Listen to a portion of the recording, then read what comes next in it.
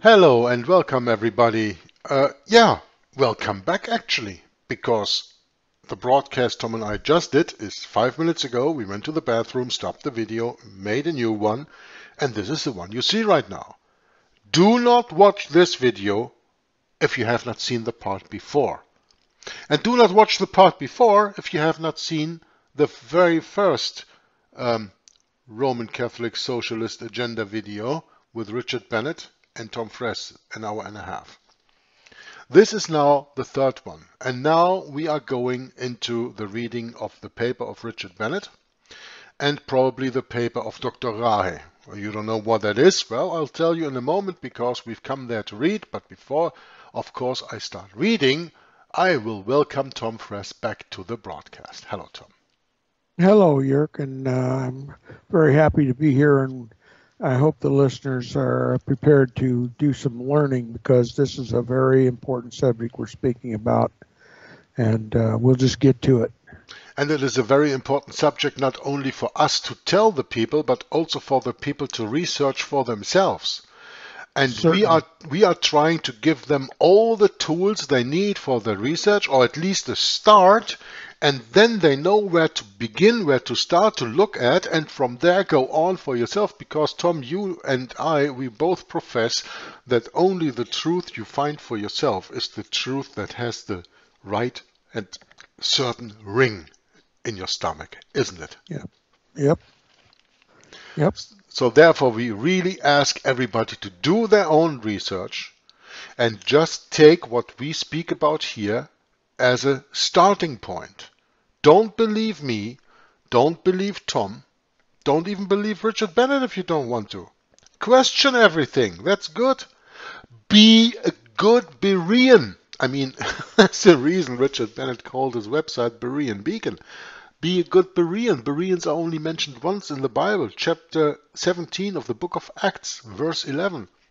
When Paul and I think Silas or so came from Thessalonica into Berea and found that the Jews there were better Jews than the Jews in Thessalonica because they studied the Bible daily and measured everything in this world against the Word of God. That's what made the difference between the Jews in Berea against the Jews of Thessalonica. And that's what we should do. We are all spiritual Jews. We are all spiritual Israel. And we should measure everything in this world constantly against the Word of God. And if it holds stand, if it is good, okay, practice it, do it, support it. But if it's bad, expose it. As the Bible also says, don't have anything to do with, Tom, how is that verse again? You know that better by heart. Have no fellowship with the unfruitful works of darkness, but rather reprove them. Reprove them, yeah. Thank you. You can't very well reprove them if you don't expose them. Right. Yep. Exactly. That was my point. Good. So let's go into the paper of Richard Bennett. Last time I read to you the little introduction, and from there we go on. The Roman Catholic Socialist Agenda. At the present time, it is becoming more apparent that the Roman Catholic Church is first and foremost a socialist system. For example, on February 10, 2012, Dr. Paul A. Rahe, a practicing Catholic, vehemently criticized its socialist agenda in a widely read article entitled American Catholicism's Pact with the Devil. Now comes a little excerpt from that what he wrote. But that article I found here, because the link Richard Bennett gave years ago is not working anymore. I found a working link, and that is provided to you in the description box of the video. And here, as you can see, from February 11, 2012, Paul A. Rahe, American Catholicism's Pact with the Devil. You can read that for yourself. We will go into that in this broadcast too. But as I said, this or the coming broadcast, I don't know how far we go. But the point is, do your own research and therefore also go into that. And if you want to do a research on Paul A. Rahe, I also think I have a few links at least on this video on the main channel, I can share with you, because on the Papacy, the Antichrist channel, I cannot put any working links into the description box of the videos anymore, because YouTube censors me on that. I don't know.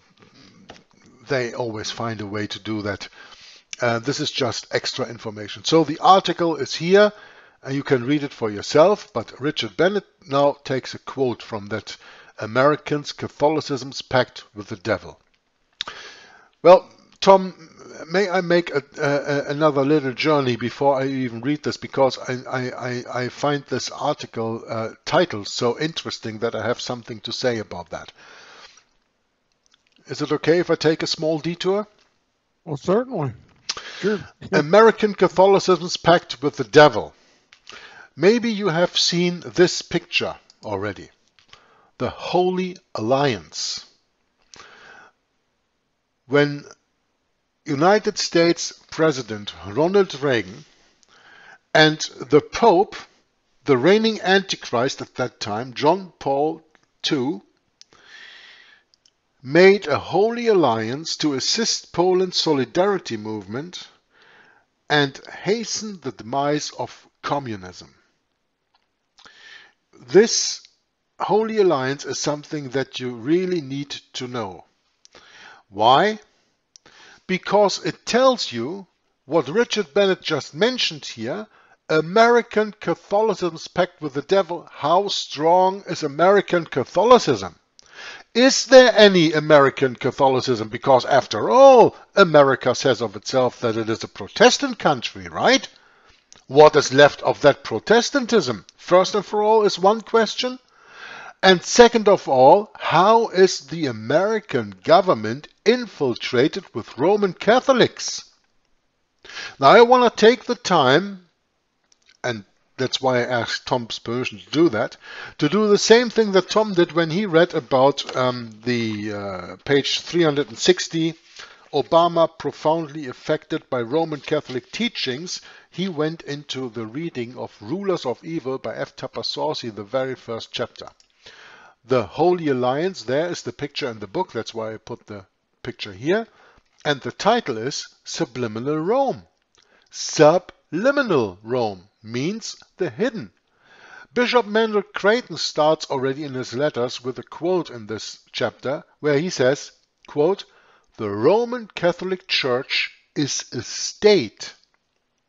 Now, if the Roman Catholic Church is a state, we need to know how powerful is the Roman Catholic Church in politics in the United States of America. We really need to know that, because otherwise we do not understand anything of this article by Dr. Rahe, which Richard Bennett is answering to in his writing here. And the writing of Richard Bennett of the Roman Catholic Socialist agenda can only be understood if you understand the power the Roman Catholic Church, for most of the inhabitants of the United States today, hidden, has already on daily politics. And therefore we need to go into this first chapter. Tom, whenever you want to say something, you interrupt me, okay? Okay. Well, I've got something to say, but I don't want to diminish what you're saying. But on this whole idea of Roman Catholicism or even American Catholicism, because American Catholicism, though it's influenced by Protestantism or limited somewhat by Protestantism, it's still Roman Catholicism. Okay, the American Roman Catholic Church is none at all different from the Roman Catholic Church. They're still Roman Catholics. All right, the point I want to make is, talking about this pact with the devil, I want to remind the listeners that the devil himself proposed to Christ that he showed him all the kingdoms of this world and the glory of them all. And the devil said to Jesus, "To them, or to you, I will give them all the kingdoms of this world, all the glory of them all. I will give them all to you if you'll just bow down and worship me." Now, we all know Jesus didn't do that. Jesus didn't bow down and worship him. Do you think the devil didn't make that same proposition to someone else? He did. And he's identified in the scripture as the man of sin, the son of perdition, the Antichrist, the beast, and we know that to be the Antichrist of Rome, the papacy. It's the papacy who was proposed by the devil. See all the kingdoms of this world and the glory of them all. To you I will give them if you will just bow down and worship me. That's the pact between the man of sin in Rome and the devil. Okay? And that's how we know, and by many other concrete evidences and proofs, the papacy is indeed the King of Kings and the Lord of Lords in this world. That's why I rightly call him the God of this world. The devil has made a pact with him. The papacy sold his soul to the devil, and he worships the devil. He serves the devil, and he rules this world religiously and politically. Now, back to you, Jörg. And that is exactly what we are going to prove with the upcoming reading, Tom. Thank you very much for your explanation. But I really find it profoundly interesting that we go into this very first chapter of the book Rulers of Evil. When a Pulitzer Prize-winning reporter announced in his 1992 Time magazine cover story that a quote-unquote conspiracy binding President Ronald Reagan and Pope John Paul II into a quote-unquote secret holy alliance, as you can see in the picture here, had brought about the demise of communism, at least one reader saw through the hype. Professor Carol A. Brown of the University of Massachusetts fired off a letter to Time's editor saying, "Last week I taught my students about the separation of church and state. This week I learned that the Pope is running US foreign policy. No wonder our young people are cynical about American ideals." Now, another little detour to provide another proof of this. From the book Codeword Barbelon, Book 2 of 2, Antichrist is a woman, alive and well again, page 361, the beginning of chapter 54, called Obama, profoundly affected by Roman Catholic teachings. And we are dealing with Obama. You saw the picture of the article from Dr. Rai, which starts with the picture of Obama. It's about the time of 2012. So this is all coming together. This chapter starts with a quote from President John Fitzgerald Kennedy, done at the Columbia University on November 13th, 1963, about 10 days before his assassination on November 22nd. What did John F. Kennedy say to the regard what we are talking here about? Now it becomes interesting. John F. Kennedy said, quote, "The high office of president has been used to foment a plot to destroy the Americans' freedom, and before I leave office, I must inform the citizen of this plight." Unquote. Now, what you read now here in Rulers of Evil all becomes even more logical, I hope. So let's continue. What Brown learned from Carl Bernstein I had discovered for myself over several years of private investigation. The papacy really does run United States foreign policy, and always has. Yes. Bernstein noted that the leading American players behind the Reagan-Vatican conspiracy to a man were quote-unquote devout Roman Catholics, namely, and today in 2023, we even have history to see how many of these people advanced their careers. William Casey, director of CIA. And Tom, please fill in if you want to add anything like Knights of Malta and all that stuff, because you have more background knowledge of these Americans than I have here in this regard. Well, you took the words right out of my mouth. They're either Knights of Malta or high-ranking Freemasons. They serve the papacy. But go ahead. Yeah, we have to understand, of course, that Freemasonry is completely run by the Jesuit order. Freemasonry is just another arm of Roman Catholicism. Yeah? So when they clap their hands together,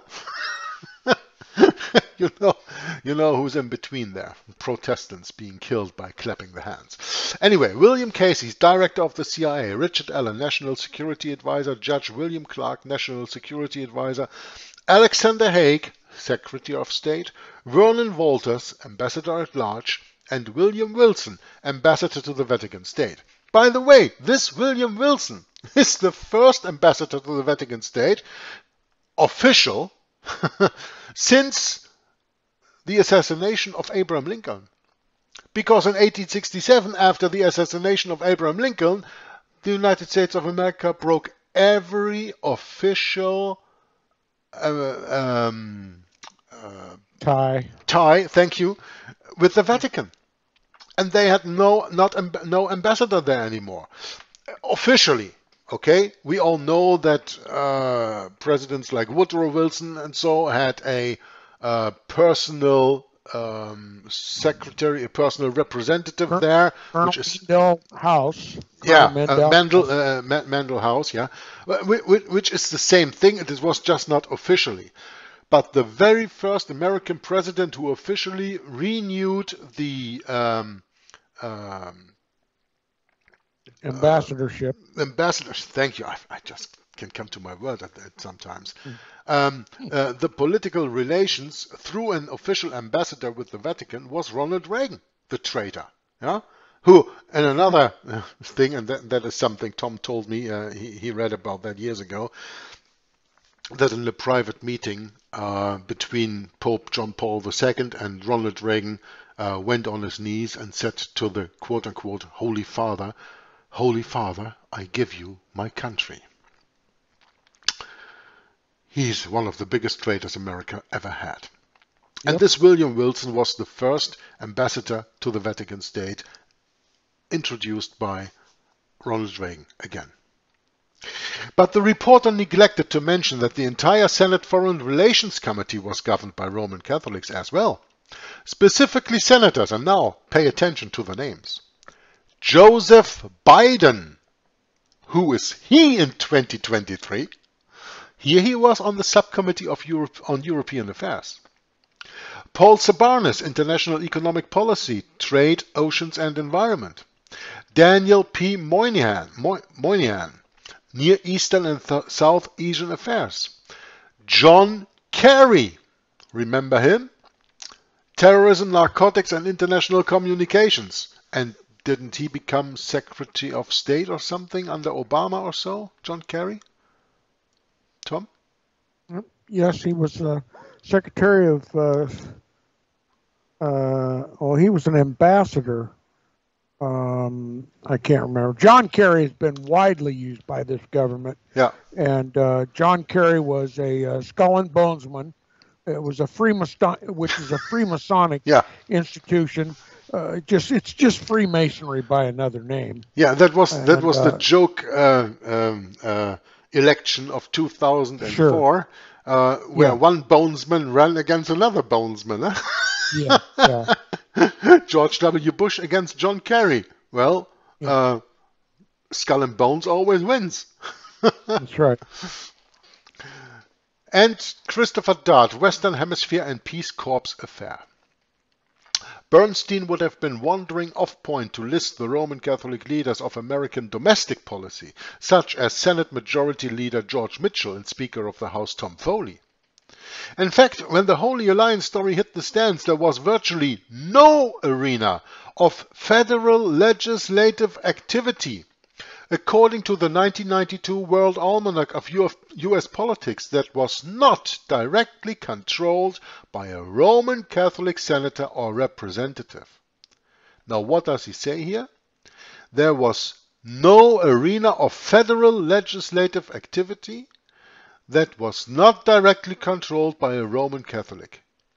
So, who makes the policy in the United States of America?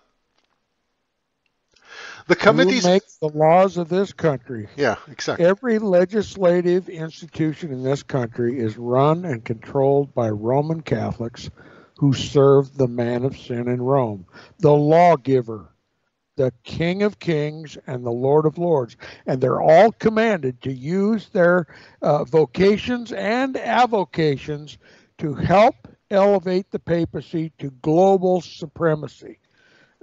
King of Kings and Lord of Lords status. That's why every institution in Congress, every committee, every branch of our government is headed up by a Knight of Malta, high-level Freemason, of anybody of these secret societies that are all concordant orders, that is secret society orders in concord, in agreement with the Vatican. They all serve the Vatican. They take on different names, different identities, different secret societies, but they all serve the papacy. The papacy's got unlimited numbers of auxiliary, missionary organizations, orders of monks, orders of nuns, secret societies, all of them serving the papacy. And of course, many of them even appear to be charitable Protestant organizations, but they're all carrying out a Vatican agenda with or without their knowledge. They all serve the papacy. And Knights of Malta, Knights of Columbus, Freemasonry, Skull and Bones, you just name them, they've all got a direct link or an indirect link to the Vatican. They all serve the King of Kings, the Lord of Lords, the God of this world. And if you can't believe that, if you simply will not believe that, then you just as well throw your Bible away, because the Bible tells us that there be 4 world governments before Christ returns: Babylon, Medo-Persia, Greece, and then Rome. Rome was in power at the time that Jesus walked the streets of Jerusalem, and Rome is in power even unto this day without interruption. And we're seeing this in everything we're showing you. You cannot deny these facts. Rome never fell. It's still the governing. Look, just ask yourself, has Christ returned? If not, then Rome still rules. And you've just got to wrap your brain around this, or you'll never understand what's happening in this world and who's leading us down the primrose path to perdition. Back to you, Jörg. Thank you very much, Tom. I'm so glad that I have you on this broadcast with your eloquent speech, and to really bring it down to the people, to the point that even no writer can do in this regard as good as you can do that. Very glad to have you, Tom. Tapasauci continues in his book, The Committees and Subcommittees of the United States Senate and House Representatives governing commerce, communications, and telecommunications. Sorry, I was a little lost in the sentence here. United States Senate and House Representatives governing commerce, communications, and telecommunications, energy, medicine, health, medicine. Think of the pandemic a few years ago, and the coming pandemic, of course. Health, education and welfare, human services, consumer protection, finance and financial institutions, transportation, labor and unemployment, hazardous materials, taxation, bank regulation, currency and monetary policy, oversight of the Federal Reserve System. And don't break our mouth open going into that, because that will take another few hours. Commodity prices, rents, services, small business administration, urban affairs, European affairs, Near Eastern and South Asian affairs, terrorism, narcotics, international communications, international economic trade, oceans, environmental policy, insurance, housing, community development, federal loan guarantees. Think of the bubble you had in 2008. Huh? Who did that? Federal loan guarantees? Huh? Economic stabilization measures, including wage and price controls, gold and precious metals transactions, agriculture, animal and forestry industries, rural issues, nutrition, price supports, food for peace, agricultural exports, soil conservation, irrigation, stream channelization, flood control, minority enterprise, environment and pollution, appropriations, defense, foreign operations, vaccines, drug labeling and packaging, drug and alcohol abuse, inspection and certification of fish and processed food, use of vitamins and saccharin, national health insurance proposals, human services, legal services, family relations, the arts and humanities, the handicapped and aging. In other words, virtually every aspect of secular life in America came under the chairmanship of one of these Roman Catholic laypersons. Now, it is important to understand the author speaks of Roman Catholic laypersons. Why? We will see in a moment. I'm not going through all these names. You can read them for yourself. The book is free available on the internet. But May I make it is a comment? Yeah, sure. Okay. This article, this paragraph that Yerk just read, right out of the book Rulers of Evil. Now just read Revelation chapter 18 in its entirety. There's your confirmation. Just take this chapter and read it, what Yerk just read to you, how the Vatican, through our government and through the Roman Catholics in our government, controls all these aspects of our existence in this country. Now just read Revelation chapter 18. Confirms everything that Tupper Saucy revealed in that paragraph. I have that right here. Shall I read it? Well, certainly. Okay. Chapter 18 of the book of Revelation. And after these things I saw another angel come down from heaven, having great power, and the earth was lightened with his glory. And he cried mightily with a strong voice, saying, Babylon the great is fallen, and is become the habitation of devils, and the hold of every foul spirit, and the cage of every unclean and hateful bird. For all nations have drunk of the wine of the wrath of her fornication, and the kings of the earth have committed fornication with her, and the merchants of the earth were waxed rich through the abundance of her delicacies.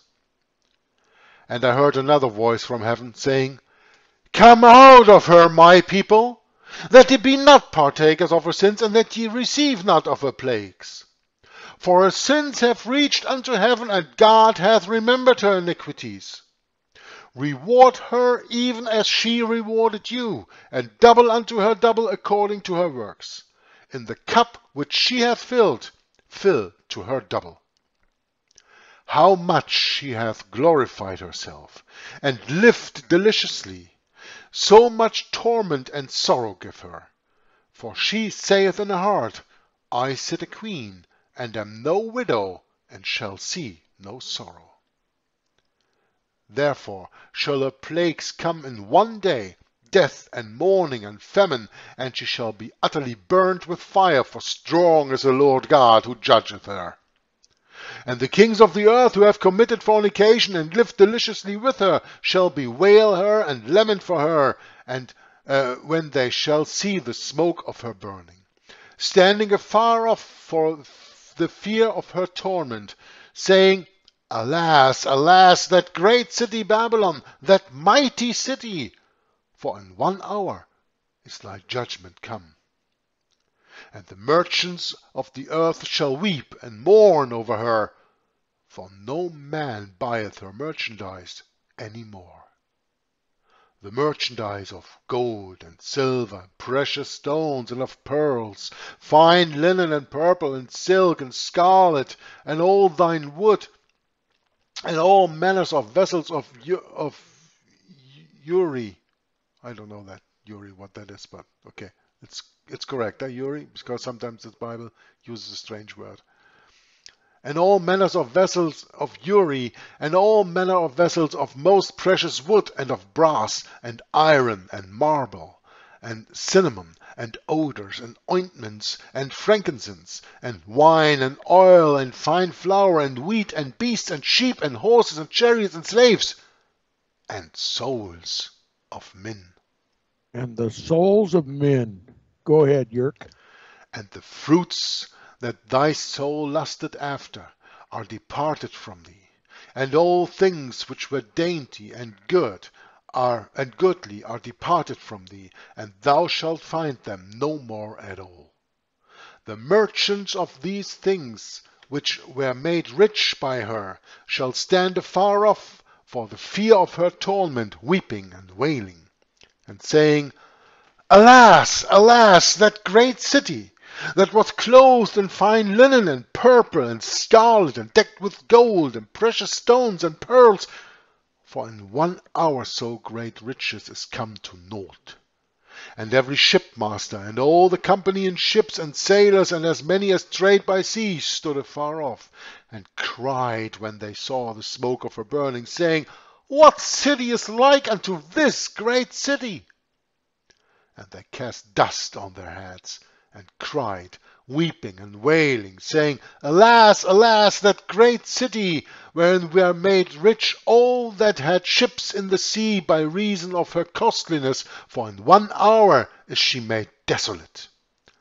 Rejoice over her, thou heaven, and ye holy apostles and prophets, for God hath avenged you on her.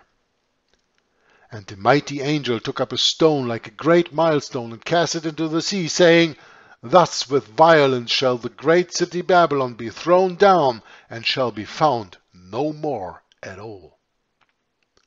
And the voice of the harpers and musicians, and of the pipers and trumpeters shall be heard no more at all in thee. And no craftsman of whatever craft he be shall be found any more in thee. And the sound of a millstone shall be heard no more at all in thee. And the light of a candle shall shine no more at all in thee. And the voice of the bridegroom and of the bride shall be heard no more at all in thee. For thy merchants were the great men of the earth, for by thy sorceries were all nations deceived. And in her was found the blood of prophets, and of saints, and of all that were slain upon the earth. Okay, I have some comments now to tie this all up for the listeners. Your book, Rulers of Evil, shows you Roman Catholics and those who serve the Roman Catholic Church in control of every department in our government and how they control the goods of this country. Okay?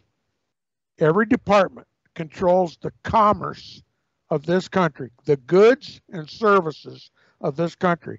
And they're all spelled out for you right there in Revelation chapter 18. Okay? And everything that the merchants of the earth have to do with. Those who have ships on the sea that transport all these goods, they're controlled by the Vatican through the government of the United States that are controlled by Roman Catholics in that government. That's how the papacy, sees all the kingdoms of this world and the glory of them all.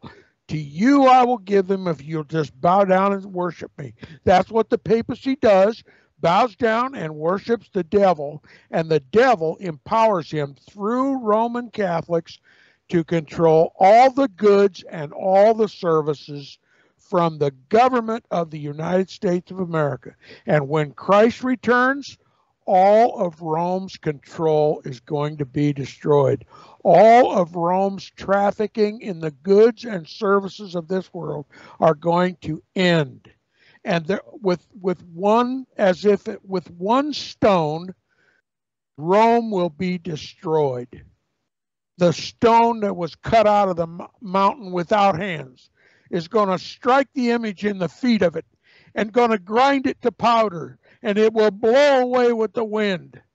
Now you know that Babylon that's spoken of in Revelation chapter 18 speaks of none other than the Babylon of Rome.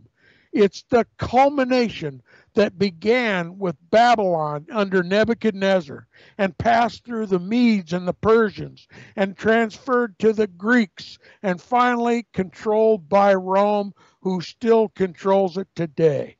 It's the Babylonian system. It's culminated in the Vatican Jesuit-led New World Order. It is global. It encompasses every man, woman, and child on this planet, every government of the world, every department of every government. And you can see it with your own eyes if you're just willing enough to open them up and to open your ears and see and hear for yourself Bible prophecy being fulfilled. That's what F. Tupper Saucy opened up in his book, Rulers of Evil.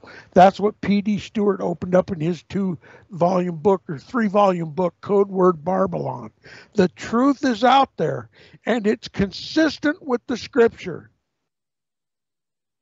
Now we know who the Antichrist is, and now we know who the governments of this world serve. They do not serve Christ any more than Ronald Reagan served Christ when he turned around on his knees before Pope John Paul II, rather Antichrist Pope John Paul II, and said, quote unquote, "Holy Father, I give you my country." Ronald Reagan isn't the only one. They all serve the papacy. They all give their power and strength unto the beast. It's biblical, and it's fulfilled a long time ago. Don't look for a future Antichrist. You will be deceived. Back to you, Jörg. Yeah, thank you very much, Tom. I think the little quote I read here from John F. Kennedy made the point quite well. That there is a leader of the United States of America that comes not from America. The high office of president has been used to foment a plot to destroy the Americans' freedom, and before I leave office I must inform the citizen of this plight. Now, what was he telling the American citizens? What was he telling the Vatican? He was telling the Vatican publicly for all the world to hear that he was going to expose Rome's control of our government. Now you know why they killed him, and now you know why they continue to cover it up. And he called it in another speech the monolithic conspiracy. The only term you can describe the Jesuits with without naming them. That's right. Yep. This is really a very profound and deep subject we are going into, right? That's right. So let's read on in Rulers of Evil. What else has Tupper Saucy to say? As I said, I don't mention all the names. You can read it for yourself. But the important point is, virtually every aspect of secular life in America came under the chairmanship of one of these Roman Catholic laypersons. Then read the names, but then, now comes the hammer. Vatican Council I-Peace Constitution of the Church in 1964 means the constitution during the Second Vatican Council between 1962 and 1965. The damnable ecumenical council after that all Protestant churches capitulated to the Roman Catholic Church, to the Church of Antichrist. This Vatican Council's Constitution of the Church instructs. It doesn't advise. It instructs. It orders is another word. That's right. Politicians to use their secular offices to advance the cause of Roman Catholicism. Do you know what happens when you hold one of these offices and you do not advance the cause of Roman Catholicism? You whether lose your office or your wife or your life. That's right. You will just not go on doing this, and there are numerous examples. In other words, I'm just going to give you one famous one. The leader of the what was it? International Monetary Fund, Strauss, that guy, some years ago. They bring him to fall, and afterward Lagarde came and took his place, who was charged with quote-unquote sexual relations with a worker of a hotel in New York while he was there. That is just one example. When you go against the Roman Catholic agenda in whatever way, you will lose your office at least, probably lose your family, lose your riches, and in worst case, even lose your life. In worst case, you could be JFK'd. Yeah, right.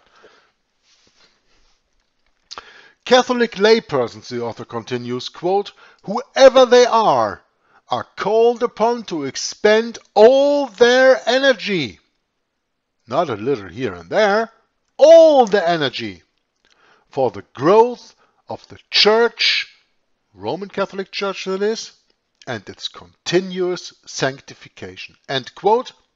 To make the Church present and operative in those places and circumstances where only through them can it become the salt of the earth. Unquote.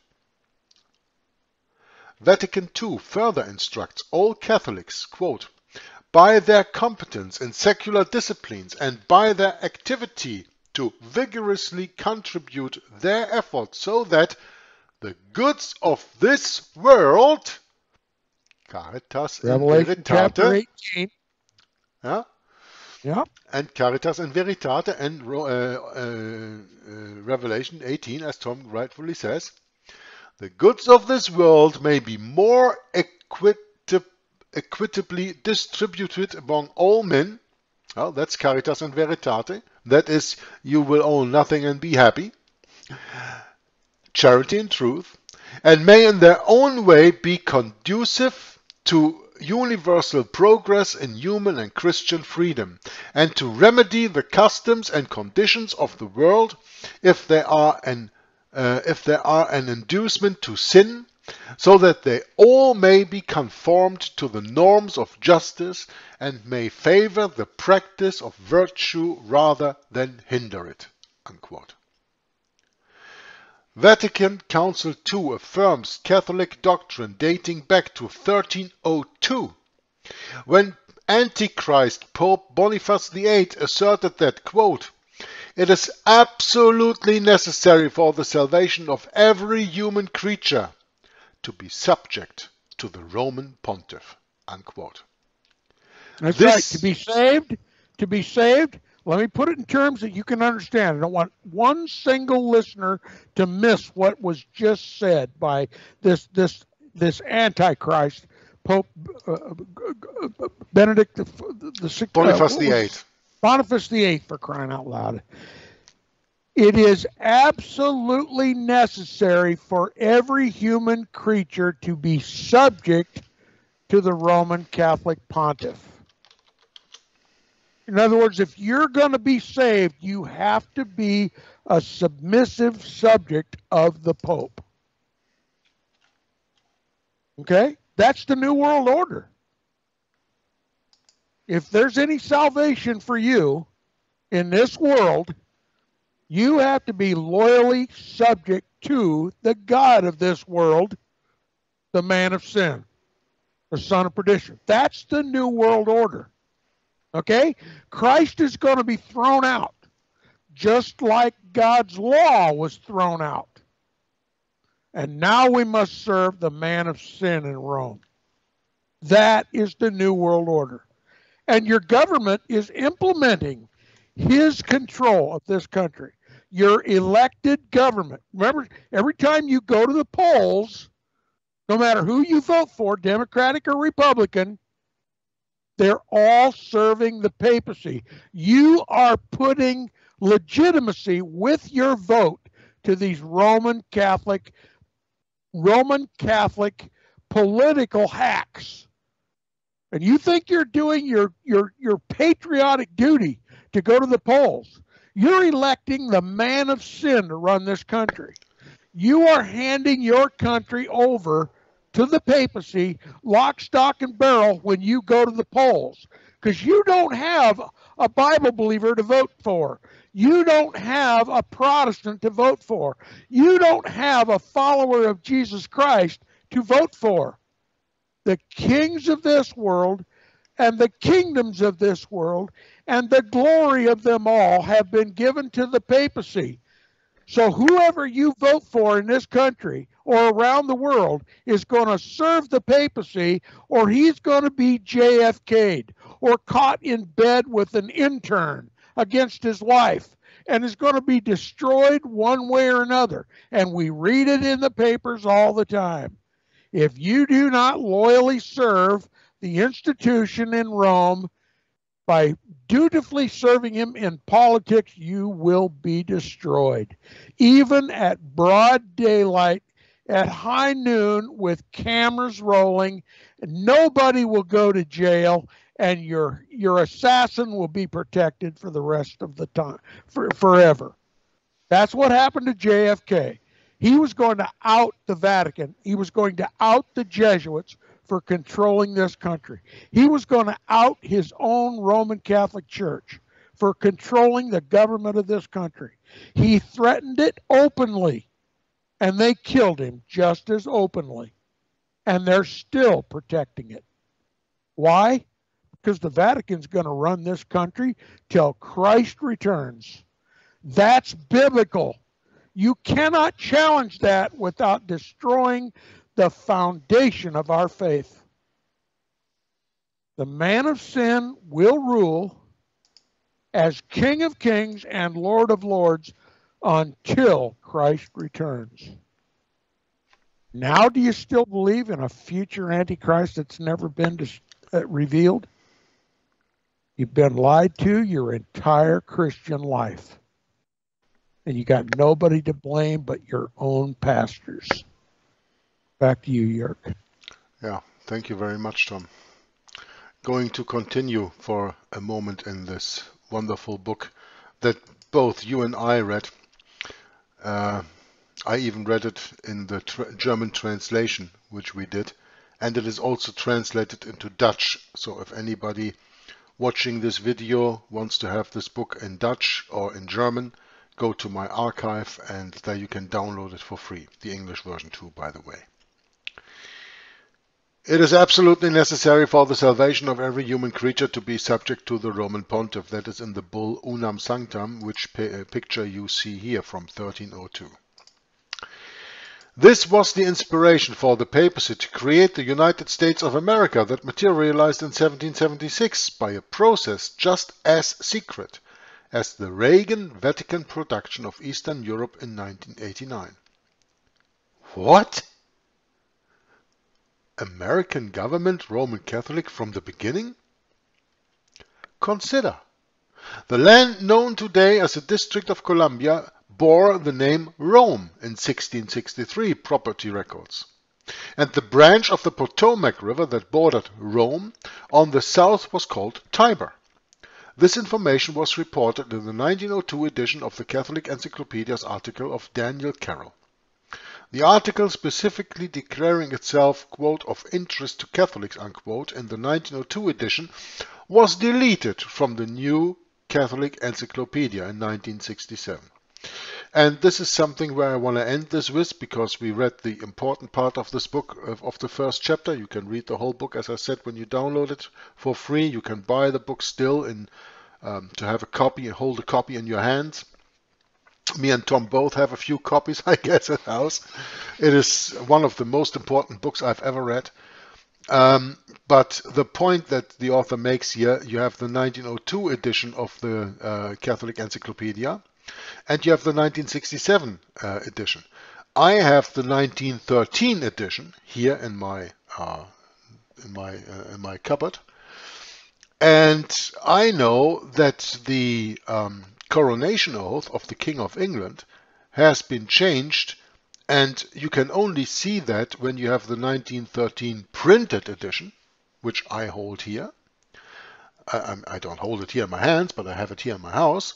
And I read it and I studied it for a part. Things that are interesting, you don't study an encyclopedia from A to Z. And I know that the text differs from the same encyclopedia when you look it up on newadvent.org, which is the Roman Catholic website of the Catholic Encyclopedia today and on the internet. And when you read there the 1913 edition, the text of the coronation oath differs. And what differs? Well, do your own research. I don't need to tell you everything. Anyway, we are going back to Richard Bennett's paper, but on the online version. This is where I read. Excuse me for the confusion, but this is live. We didn't go to some kind of tests before. So,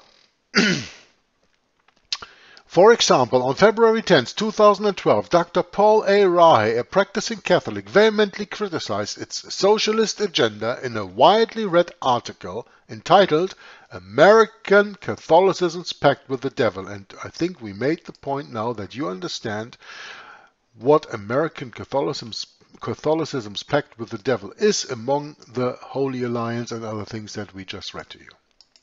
He stated, quote, "In my lifetime, to my increasing regret," because he is a Roman Catholic, the Roman Catholic Church in the United States has lost much of its moral authority. It has done so largely because it has subordinated its teaching of Catholic moral doctrine to its ambitions regarding an expansion of the administrative entitlement state. In 1973, when the Supreme Court made its decision in Roe versus Wade, I mentioned that here, that was about the abortion, had the bishops, priests and nuns screamed bloody murder and declared war, as they have recently done, the decision would have been reversed. Instead, under the leadership of Joseph Bernardin, the Cardinal Bishop of Chicago, and I have a picture of him here, they asserted that the social teaching of the Church was a quote-unquote seamless garment, and they treated abortion as one concern among many. So here you have a picture of this Joseph Bernardin, Cardinal Bishop of Chicago, and I also have a picture of the author of this article, American Catholicism's Pact with the Devil, Dr. A. Rahe, and that is Paul A. Rahe, as you can see here. He is professor of history and political science in Hillsdale College. He has a very interesting, how do you say that, run of life, education and places of teaching and all that stuff. And you can read that. I will provide some links that you don't have to do all the research by yourself. I will provide the links. Reading, you read, you must them yourselves, and understand, you must them yourself. So this is all in this regard. Rahe, Richard Bennett continues, Rahe is exactly right in his estimation that the Catholic Church has, quote, subordinated its teaching of Catholic moral doctrine to its ambitions regarding an expansion of the administrative entitlements state, unquote. However, Cardinal Bernardin was acting in accord with the major thrust of the Vatican. The Catholic agenda has not changed since Cardinal Bernardin's time. Indeed, the Catholic Church subordinates not only its moral teaching, but also the very gospel of grace to its social teaching. Furthermore, official Vatican dogma declares that Catholic social doctrine is a valid instrument of evangelization. So when you never see a Roman Catholic come knocking at your door and ask you to become a Christian, that is because they use their social doctrine as an instrument of evangelization and not going from door to door and bringing the gospel, the true gospel, to people. By the way, Tom, I thought it may be interesting to go a little bit into the quote of Mr. Rahe, here, Dr. Rahe, when he says, "In my lifetime, to my increasing regret, the Roman Catholic Church in the United States has lost much of its moral authority." Tom, don't we have anything to say about the quote-unquote moral authority or the moral of the Roman Catholic Church? Well, the best way to answer that question is, what moral authority could the Church of Antichrist have? What Only an assumed one. What moral authority could the synagogue of Satan have? It has never had any moral authority. What moral authority could the Roman Catholic Church have if it abolished entirely God's holy, immutable, perfect law of liberty? What moral authority could the Church of Rome have when it's headed up by a man who calls himself the vicar or the replacement of Christ? What moral authority could the papacy have if he calls himself sweet God on earth and requires every man, woman, and child on the planet to serve him, not the God of creation? The Roman Catholic Church has never had any moral authority. Oh, you can convince ignoramuses that he has moral authority by telling them that, oh, they lead the war against abortion. That just makes the superficial the superficial people believe in the moral authority of the Roman Catholic Church. Well, let me tell you something.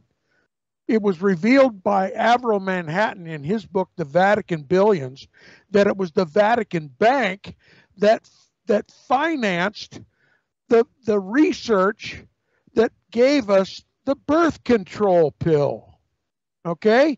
Now, something else you need to know is the birth control pill does not prevent conception. Conception takes place as normal, but it dies in the womb. So every pregnancy that takes place when a woman is on the Roman Catholic birth control pill kills this baby. Okay? You said thou shalt not kill in God's holy, immutable law that Rome has done away with.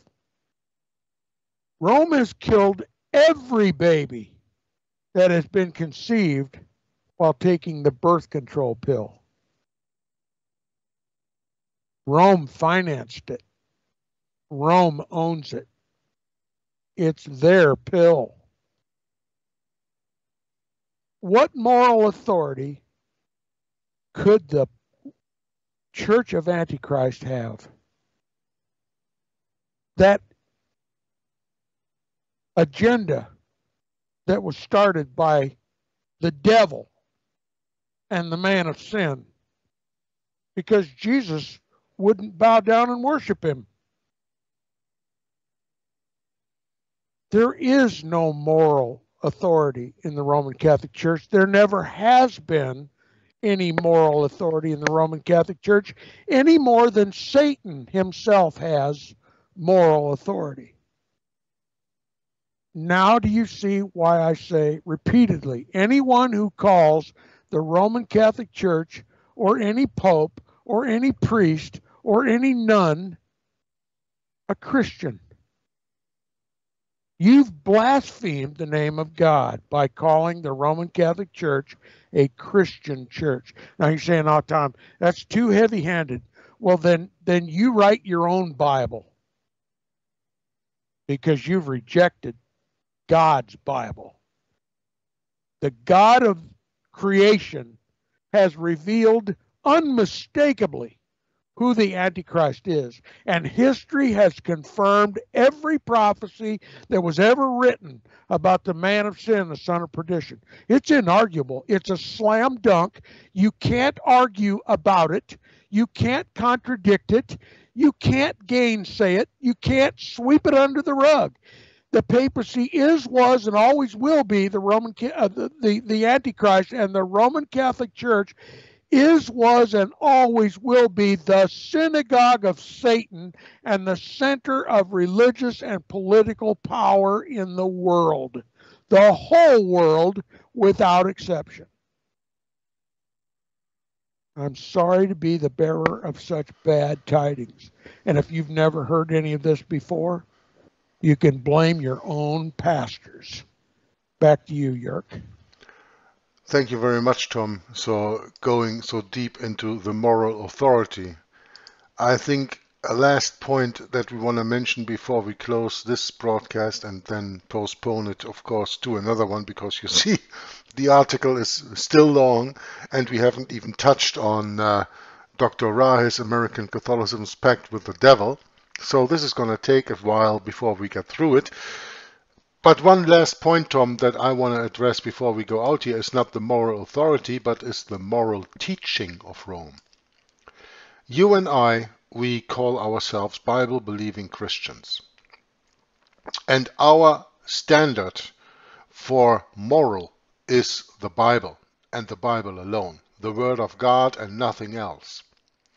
But the Roman Catholic Church has some quote-unquote doctors through the ages that wrote extensively on the morals of the Roman Catholic Church.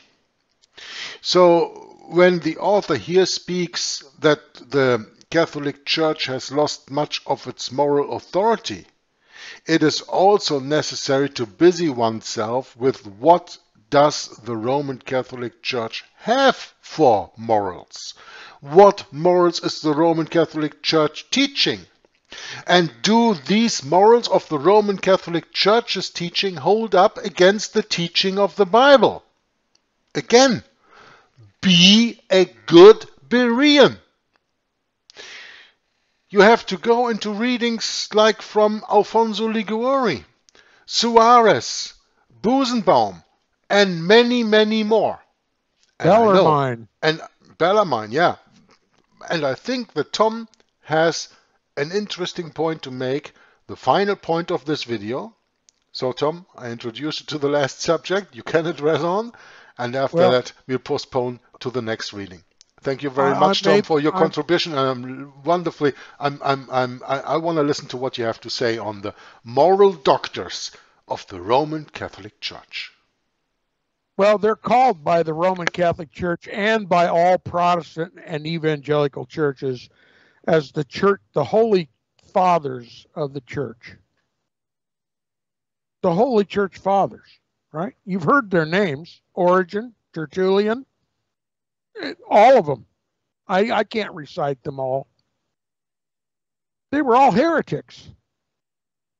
Sure, they spoke truths about certain things, but they were all wrong. They all contradicted one another. They all argued one another. They took turns calling one another heretic. There was no unity among these so-called Holy Church Fathers. All you have to do is look past the surface and really study the names and what they taught and what they meant, and you'll see for yourself. They were heretics. From these so-called Holy Church Fathers, that's just where we get the Roman Catholic Mass even.